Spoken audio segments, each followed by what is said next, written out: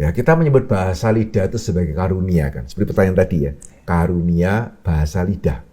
Ya, sehingga bagaimana kita mesti mengerti bahasa lidah ya sebagai karunia. Yang berarti di satu sisi bahasa lidah itu baik tidak? Oh ya baik.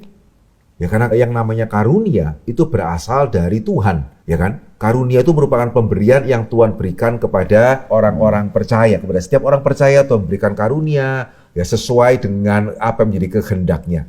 Tapi di sisi yang lain ketika kita mengatakan bahasa lidah itu karunia berarti tidak semua orang bisa berbahasa lidah dan itu fine.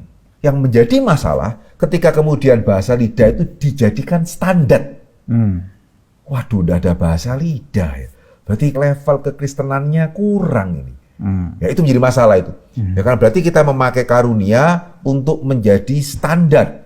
Tidak.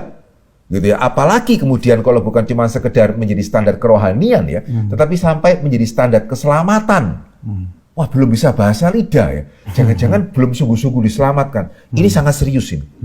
Ya karena pada waktu kita menjadikan bahasa lidah itu sebagai standar keselamatan, itu kita membuat keselamatan oleh iman menjadi keselamatan oleh perbuatan. Dan persis itu yang dilakukan oleh guru-guru palsu yang masuk ke dalam jemaat-jemaat di Galatia, yang untuk menghadapi mereka Paulus menuliskan surat Galatia, sebuah surat yang sangat keras. Ya silakan kalau ada di antara saudara yang memang mempunyai karunia bahasa roh, ya pakailah. Pakailah untuk berdoa, berdoalah lebih sering. Begitu ya, itu baik.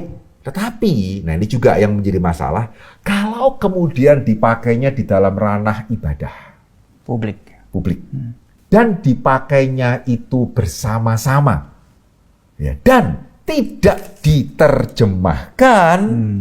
Ya, nah bagi Paulus itu tidak dewasa loh. Karena ngapain? Ya orang lain juga nggak ngerti kamu ngomong apa kok.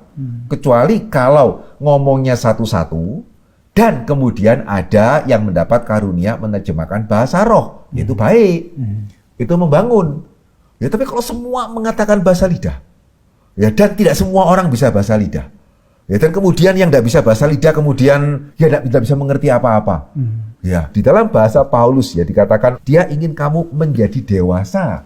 Ya jadilah dewasa di dalam hal ini. Ya sehingga Paulus itu mendorong orang Kristen untuk menjadi dewasa termasuk di dalam hal pemakaian karunia. Termasuk juga di dalam hal pemakaian karunia bahasa lidah.